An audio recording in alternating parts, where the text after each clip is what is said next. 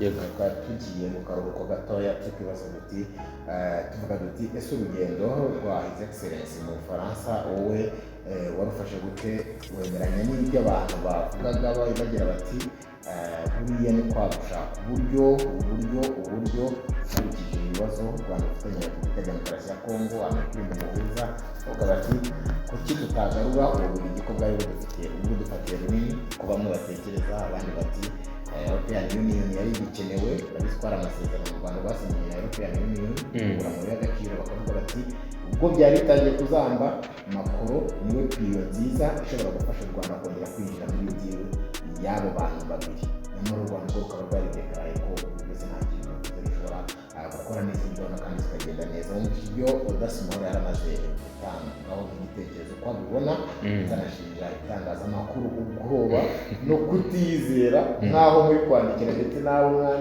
mwandikaho banyu strongness yacu itangazamakuru niyo yatangira kuyimenya wowe yenda sinzi niba utari ubijyaho umupanafricaniste ariko se burundi mu buryo burambuye mu minota mikeya we ntabwo ubona ko u Rwanda ruhanzwe n'ibibazo ku buryo gushaka umuntu watwunga n'abariya bantu bikenewe diplomasi icyo nakita nka soloship muri diplomasi ubundi nagikora ntabwo wabaho wenyine muri iyi si isa nkaho yabaye umudugudu so bivuze ko mu ngeri zose uhereye mu bukungu siporo politiki dukeneye abandi kugira ngo dukure none especially ko tukiri igihugu kiri classe mu byitwa developing countries turacyari mu rugendo ntabwo turagera aho tugomba kugera so n'umugabane turiho nawo ubwawo nuhuza yaba nibura twari mu iyo kote ya developing countries noneho ibihugu twegeranye bloc cyangwa se Afurika yacu inahuje byari kuzatwihutira ariko none dufite ikibazo cy'uko turakennye kandi turi no gucanamo kabiri so bivuze rero niba ku mugabane wa Afurika byanze dukeneye abandi bafatanyabikorwa globally Union European yahoze na n'ubu kandi izahora ari umufatanyabikorwa wa Afurika niko mbyemera bitewe na influence bafite ibihugu byinshi byo ku mugabane w'Uburayi nibyo byadukolonije bidubwiginye bucagase bimwe mu bihugu bya Afurika bihitamo kuguma mu ubwo bucakara bimwe bigerageje gutera intambwe ngo bisohokemo abagiye babigerageza bishwe batararenga umutaro so n'abagenda babigerageza rero tuza amaherezo yabo bivuze ko Union European wenda aho nari buze guhuza na audace ni kubijyanye nuko ntabwo njya mbona Union European bira bihugu ukuntu mbona ngiye imikorere yabo imbere kuri public cyangwa se iyo bafunguye amadirishya bagaragaza ko hari ibyo badahuza gusa icyo nemera cyo nuko hari igihe kigera ukabona basa nkaho bacitsemo kabiri nk'intambara y'Uburusiya na Ukraine isa nkaho yaciyemo Uburayi kabiri ubona ko Uburayi bw'uburengerazuba ibihugu tuvuga bifite ijambo n'Uburayi bw'uburasirazuba nabwo ntabwo ari kimwe ntabwo Union European yose iri developed nk'ibihugu byo mu Burayi bw'uburasirazuba hari ibihugu byo ku mugabane wa Afurika bibirusha ubukungu ntabwo ngira bino bihugu byo muri Baltique ntabwo bifite ubukungu buhamye Audace avuga kuri Pologne nayo irabarirwa mu gice cy'uburasirazuba bw'Uburayi nayo iracyari kwiyubaka ubona ko hari zimwe muri sectors baba bagikenyemo bakeneye ubundi bushobozi so icyo mpamye nuko sinyamara abanyaburayi mu by'ukuri bitandukanya cyangwa se bashobora kugambanirana ikindi nka Macron kuba yahabwa wenda status cyangwa se post yuko yakunga Union European n'u Rwanda nabyo nkabona ari kubibona hafi ahubwo buriya rwa ruzinduko rwa nyakubahwa perezida wa Repubulika y'u Rwanda rukubiyemo ibintu byinshi nk'uko Audace bivuze bishobora kuba harimo ingingo zijyanye n'ubukungu ubucuruzi ariko binagaruke nanone ku kibazo kiri mu karere k'ibiyaga bigari abonye ko Ubufaransa nabwo mu minsi ishize bwohereje delegation muri Qatar ubu uko iyo Leta Zunze Ubumwe za Amerika hari Qatar Gabon ndetse n'Ubufaransa nabwo bwinjiyemo Ubufaransa rero nubwo budakunda kuvugwa cyane ariko ni igihugu navuga ko kigira influence by'umwihariko noneho cyangwa se bidasanzwe ku mugabane wa Afurika nubwo biba bitavugwa neza si ibyo gusa kandi aho u Rwanda rubarizwa mu bice bitandukanye abafaransa bagiye bahakomeza cyangwa se bafite inyungu nko muri Mozambique iyo tuvuze Mozambique ku by'ubucuruzi tuvuga Total Energy ni y'abafaransa u Rwanda dufite ingabo kandi usanga mu bice operations zacu ziberamo ni ibice navuga ngo Total Energy isa nkaho yakoze igihugu cyayo muri Mozambique. Ibyo bishobora kuganirwaho nubwo tutabyinjiramo ngo tumenye amabanga bifuritsemo inyuma. Twagaruka mu karere muri Congo, Ubufaransa n'Ububirigi. Ubufaransa nabwo buri kuri liste y'ibihugu by'exploit umutungo wa Congo, nubwo bitari kuri extent imwe n'iy'Ababirigi, ariko simbona Ububirigi n'Ubufaransa ngari abanzi. Nge iyo ushwanye n'igihugu kimwe ku mugabane w'Uburayi ntago ari iki gihugu mu bushwanye. Nge mbabwira muri image cyangwa se mu ndorerwamo yuko uri gushwana na European, kuko abanyaburayi cyangwa se abazungu ntabwo mu by'ukuri bashobora kuba umwanzi noneho kuri Afurika. Bakora ibishoboka byose nka Afurika kuko turi blessed ku bintu byose, ku mutungo kamere, ku rubyiruko dufite manpower, dufite klima nziza, byose bikenewe kugira ngo umuntu atere imbere. Afurika irabifite. Rero simbona bagambanirana ku gihugu kimwe cya Afurika ngo bakunde bavuguruzanya. Hano ibihugu nk'Ubufaransa Ubufaransa n'Ububirigi, amateka agaragaza ko usibye intambara zo mu bihe by'ubwami, mu bihe bya vuba bya Repubulika, nta hantu na hamwe Ubufaransa n'Ububirigi amateka agaragaza ko byahanganye ngo bishwane ku rugero rw'uko wenda haba harimo kwihorera. So icyo ndi kubona rero kuri ubu, njye mbona Macron mu by'ukuri nawe ashaka kugira uruhare cyane mu gukemura cyangwa se ko igihugu cye cyakongera kuvugwa, kuko Ubufaransa nabwo busa nkaho bwakonje mu Burayi bitewe na politiki z'imbere mu gihugu. Ntabwo Ubufaransa buri kuvugwa cyane muri ino minsi. Macron afite ibibazo ari kurwana nabyo, ubukene mu Bufaransa, ihananuka ry'ubukungu mu Bufaransa, nawe ubwe akeneye kumaintaininga umwanya we. So urabona ko afite ibibazo byinshi byatumye asa nkaho anikura kuri post yo kuba mediator hagati y'Uburusiya na Ukraine, abisigira ba Erdogan biranga, abinagira Keir Starmer w'Ubwongereza n'abamubanjirije biranga, babinagira ngira ngo ni Trump ubifite. Kandi we aracyahanganye, yego waracyahamya ko yihaye indi minsi 100 kugira ngo abikemure. Iminsi 100 ya mbere yarananiranye, yihiye kabiri. So icyo ndi kubona rero nyakubahwa Perezida wa Repubulika y'u Rwanda na Macron, harimo mainly icyo mbona cy'ingenzi kiri no kuvugwa cyane kuri ubu, kino kibazo kiri mu karere k'ibiyaga bigari. So navuga rero ko hari process ebyiri ziri gukorwa. Ubu niyo twakarasa nka Doha process ireba M23 na Kinshasa, ndetse na Washington process isa nkaho ireba u Rwanda nk'igihugu ndetse na Repubulika Iharanira Demokarasi ya Kongo. So ibyo mbere yashobora kubirebaho. U Rwanda ruravugwa cyane muri kano karere k'ibiyaga bigari. Bavuze Kongo ugasiga u Rwanda, ngira ngo waburi kwibeshya, ntacyo wabuzi kubibera ina. So ngira ngo ibyo byose birimo, hakajyaho kote y'ubukungu, hakajyaho kana none n'imibanire. Muri abakuru b'ibihugu bahuye n'umwanya mwiza wo kongera kureba muri rusange ese umubano wacu ugeze he. Udasoza bivugaho Ubufaransa bufite projet nyinshi mu Rwanda, Abanyarwanda natwe dushobora kugira projet nyinshi mu Bufaransa, dufite abaturage benshi b'Abanyarwanda baba mu Bufaransa. So byose rero bihurizwa hamwe kugira ngo harebwe niba ari n'andi masezerano yasinywa, kuko sectors zikeneye imikoranire z'abari nyinshi.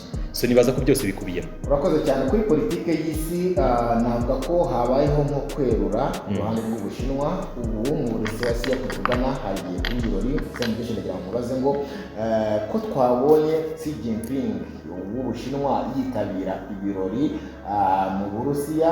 Ni ibirori perezida wa Ukraine yari yavuze ko batagomba kwizera umutekano, asa n'ushaka kuvuga abakuru b'ibihugu batumiwe kubijyamo. Ubushinwa kwiprononsa bwo bukagaragara nkabonye rwose binjiramo bimeze neza cyane. Basi nk'ibyo kure nawe urabigitekerezo niba hari icyo bivuze kuri politike y'isi, cyane ko Trump yamaze kwereka Ubushinwa ko bagiye guhangana mu bijyanye n'ubucuruzi. Ubushinwa ntabwo bwari bwarigeze bugaragaza uruhande buriho cyangwa se umubano weruye bafitanye n'Ubushinwa. Bivuze iki kuba perezida w'Ubushinwa yitabiriye ibirori mu Burusiya nkawe? Bivuze iki kuri politiki ya Amerika ndetse n'isi igiye kubona nuko natwabona icyatagiye? N'ubundi birazwi ko Ubushinwa tubaze aho bubogamiye, nubwo butabyerura nyine bo bahisemo kwibera abacuruzi kugira ngo bacuruze impande zombi. Ubushinwa buri kuri kote y'Uburusiya, kuko duhereye kuri bloc, hari bloc ya BRICS. Ubushinwa n'Uburusiya navuga ko ibyo bihugu biyiyoboye. Hari bloc yindi militaire yakomeje kuvugwa ishyirwa mu bwiru itagirwa ibanga ya CRINX. Iyi bloc bavuga ko ishobora nayo kuzopoza OTAN mu minsi iri imbere. Ubushinwa n'Uburusiya biyirimo, ngira ngo ikindi gihugu ni Iran ndetse na Korea ya Ruguru. No mu bisanzwe abategetsi b'Ubushinwa n'Uburusiya ni abantu bahura kenshi, nta mwaka ruciyemo Xi Jinping n'ubundi na Putin bongeye kuganira. So umunsi nk'uyu rero wa tariki 9 Gicurasi ubu harizizwa imyaka 40 batsinze Adolf Hitler. Ni umunsi navuga kuri mu minsi ikomeye cyane mu Burusiya. Ushatse rwose wanava kuri mu minsi ya mbere kuko babazirikana icyo navuga nk'umutima ukomeye se kudatezuka n'ibindi byaranze Union Soviétique yabyaye Uburusiya bw'ubu. Ni umunsi rero ufite byinshi isobanuye, amateka ashingiye ku buhangange n'ubundi, yego, kwihangana, kwihambira ndetse no kwikemurira ibibazo ntawe n'umuntu yabigizemo uruhare. Guserebura uyu munsi regane no gutoneka Abadage, kuko buriya Abadage nta myaka 5 ihari kugira ngo Ubudage bwongere bube igihugu gifite ijambo ku mugabane w'Uburayi. Ndaguhamiriza ko Ubudage mu myaka 5 iri imbere, Ubufaransa, Ubwongereza nibwo navuga ko buri strong kuri ubu mu Burayi, ariko Ubudage bugiye kubacaho. Ngira ngo abonye ko igisirikare cyabo basa nkaho birengagije by'ibihano bagiye kumaramo imyaka 80, Ubudage buri kongera gukora igisirikare gikomeye.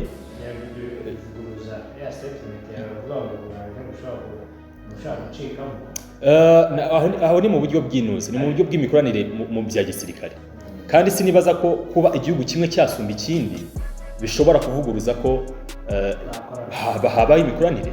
Ntabwo imikoranire yabura, ahubwo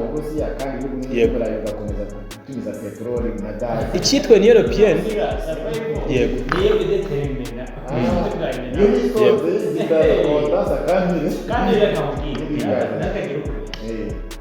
abantu ntabwo baremewe kugira rimwe. Buriya nayo miliyoni z'umugore n'umugabo zatangiye kuzamo ibibazo. Urabona divorce ni nyinshi. It is a sign human being is not really, the union is kiremwa mu micyari yo kwihuza. Ndayikada. Buriya abantu bibeshya. Turaba capitaliste by nature. Kuri USA. Ariko USA buriya is one example in third million attempt to have a union. Kubera ko abantu buri gihe bahuzwa n'inda ishingiye ku muco, ishingiye ku rurimi, ishingiye ku mateka.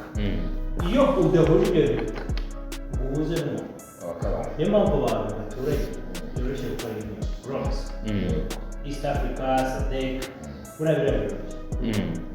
Ariko kumbwira ngo Romania, Czechoslovakia izahuza n'Umufaransa ngo bakore Union Européenne, I'm telling you, umwe arahababarira. Nicyo cyabaye kuri NATO Amerika imaze igihe kinini, usibye ko iyo ibivana n'inyungu. Ariko dushobora kwihuza na East Africa, twaraza tugahita twihuza na SADC. East Africa yakwihuza, yakora economical bloc hagati yazo na SADC, ariko ntabwo yakora repubulika imwe cyangwa se estate ngo dukureho imipaka, tube ko bivuye aho kuri mutesi ko tubivuga ariho perezida umwe. No, muri Afurika ngarutse kuri parafricanisme yawe ziriya concept ziroroshye kuzicuringa, kuzumva biraryoheye amatwi, ariko the practices bishyira mu to put in action bikunda, and it can take resources zabigenderamo wavuga uzikoresha. Urumva ko Xi Jinping yageze mu Burusiya, nibazaga ko ubizi ko Amerika, Trump aherutse gushyiraho tarifu zo hejuru, umusoro hejuru ku bicuruzwa biva mu Bushinwa. Bagiye kuganira kuri trade. Ntabwo ndi kuvuga ni perezida w'Ubushinwa ntashobora kuba yagaragaje openly ko abanye na Putin kugira ngo agaragaze Amerika ko nta bundi bwoba kandi ko ashaka gukomeza guhanga. Oya, bisanzwe bihari. Ntabwo Ubushinwa buhisha ko Uburusiya ari umufatanyabikorwa, cyane ko n'Uburusiya bwabishuye ko kwitabira gutya bya hato na hato ntabwo byakundaga, baga bari muri ariko nta na rimwe mu mateka bigaragara ko igihe cyose Uburusiya bwizihije uyu munsi Ubushinwa bugeze bubaterera aho ngaho no nzi nta na rimwe. So n'ahandi, yes, n'ahandi no mu bindi mikoranire Uburusiya nabwo buhamya ko icyatumye bucika ibihano by'Abanyaburayi na Amerika nuko Ubushinwa bwafunguye isoko rya miliyari hafi n'igice ku baturage babo. India nayo ifungura isoko. Ibihugu bibiri byari bihagije kugira ngo biterure ubukungu bw'Uburusiya, mu gihe mu Burayi bari bamaze kubakura ku masoko y'Uburayi, Amerika yamaze gufunga inzira zose. So ntabwo Ubushinwa buhisha ko Uburusiya ari umufatanyabikorwa, kimwe n'uko Russia idahisha ko Ubushinwa ari umufatanyabikorwa. Ikindi abanyapolitike bazi guprofita, bazi timing event, series of event. Iyo babonye opportunity nk'iriya, umwe araserebura liberation day, undi wenda agaserebura ndetse natwe tujya dutumira abakuru b'ibihugu wenda nko ku wa kane. Donc guprofita event ukajya kunegotiate ibintu bijyanye n'ibyo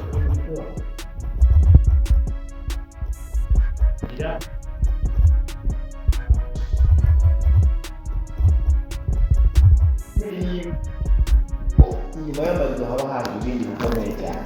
104.1 kwa FM kiganiro special report. Iminota mike ya nyuma reka tugaruke tuvuga ku bitero biri kuba ko byakajijwe hagati y'Ubuhinde na Pakistan. Ese intambara yabivuze iki ku isi? Ni intambara ije iri gushaka kuza ikurikiye iy'Uburusiya ndetse na Ukraine ndetse n'izindi nduru zagiye zivuga ku isi. Mu mboni ya Semugeshi aratubwiye icyo bishatse kuvuga ku isi, icyo twakwitegura cyangwa se ni uguhangana bisanzwe. Mu kanya gato tumaze kwamamaza.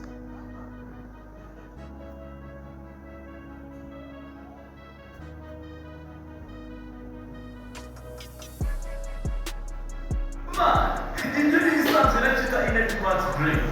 Ntabwo ufite tu. Iyi Cheetah ni icupa rishya ry'ifite imeze neza pe kandi ugiye ko ni bwa buri twese twikundira. Cheers! Cheetah iraboneka mu gihugu hose, haba mu icupa rishya ry'ifite ku mafaranga 550 gusa cyangwa mu icupa risanzwe rya plastique ku mafaranga 600 gusa. Cheetah ikinyobwa cya Bralirwa ntigemewe kunywa Cheetah ku muntu uri munsi y'imyaka 18 utwite cyangwa kurenza amacupa 3. Hura n'imbaraga na Cheetah Energy Malt Drink. 104.1 Power FM Special Report. Ingana intambara y'Ubuhinde na Pakistan. Ukwiye kubwira isi cyangwa n'amakimbirane asanzwe? Kirahari kuko ibi za nuclear power nation disputes. Mugise dispute kubera ko ikibazo cy'Ubuhinde na Pakistan kimeze nk'ikibazo cy'Abayahudi n'Abarabu. Ni ibibazo ubutazi ngo bizakemuka bite cyangwa se bizarangira bite. Bapfa Kashmir, kari agace ka Kashmir buriya kimwe mu bintu ngenga yira abanyaburayi uretse na Afurika, buriya Afurika igirira ngo nifite ibibazo ariko ahantu hose bagiye bakoloniza bagiye basiga biraneka. Dusanga niba twarabyakiriye niba byaratorenze tugatuza, ariko ahantu hose abanyaburayi baciye kizahakubwira nuko hatajya bura amakimbirane barayahasiga. Nk'ubu nibyo ni kukubwira ahantu hose banyuze haba hari nyine nk'ikintu gituma bazagaruka. Nk'ubu ukurikije ukuntu Ubuhinde na Pakistan babitandukanye bagasigamo Kashmir bakayisigira uburenganzira bw'uko ikwiye kwihitiramo ahantu igomba kuzabarizwa, ubwabyo ntibihita bigaragaza ko nyine ari biranega. Iyi Kashmir ikaba rifite ikibazo cyangwa se na n'ubu majority uretse ko wenda ubu ngubu bisa nkaho byafashe umurongo ku kigero runaka, ariko nka mbere Kashmir bayiretse majority y'abaturage ari Abayisilamu ariko bafite umuyobozi w'Umuhindu. Umuhindu yarayoboye Abayisilamu. Nyamara icyaha gitumye Pakistan n'Ubuhinde bitandukanye byahoze ari igihugu kimwe nuko nyine guhuza hagati y'Abayisilamu n'Abahindu byari byananiranye. Pakistan igirwa nation y'Abayisilamu, Ubuhinde burekirwa kuba nyine igihugu cy'Abahindu, niyo myizerere yo muri kiriya gice cy'uburasirazuba bwa kure. Ariko basigamo Kashmir barabizituwe, majority y'abaturage n'Abayisilamu ariko bahawe umuyobozi w'Umuhindu. So ukuntu bimeze kuri ubu bino bihugu byombi bitunze nuclear. Gukozanyaho rero kw'ibihugu byombi bifite byinshi bisobanuye mu isi. Iriya ni arme dissuasion. Igihugu cyose kitunze ushobora kudatunga nuclear kubera ko ushaka kurasa. Ibihugu ubundi birwanira kugira nuclear kugira ngo bigire ijambo. Bagutinya kuko baba bizi ko ugize icyo ukora. Niyo ufite GDP ya miliyoni $1 ariko bizwi ko ufite nuclear, ibihugu bigenda gake mu gufatira imyanzuro.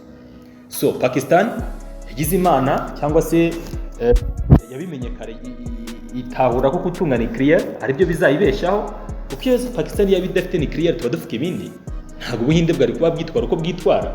Ariko India iyo hagize ikijya gukora ibanza gutekereza kabiri kubera ko izi ko nyine Pakistan nayo ifite uko ishobora kubihimuraho kandi binahambaye. Deje no muri stock Pakistan irusha nuclear Bahinde.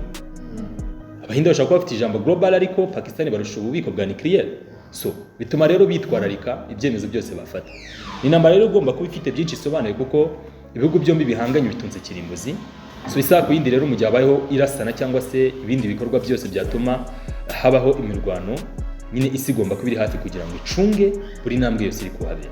Comment umuntu masegonda Odas. Era ni konfli y'ibintu yatangiye kimwe mu ushobora kwibaza ngo gute Pakistan ifite nikorera nyinshi kurusha indi mu kwirisha ubushobozi no kwirisha tekinoloji no kwirisha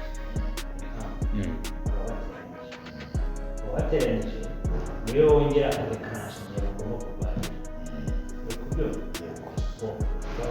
ibi ni amateka ya geopolitike na geopolitike ku buryo wibaza ngo ninde wateranyije Korea y'Epfo ninde washyize Israel mu bara ninde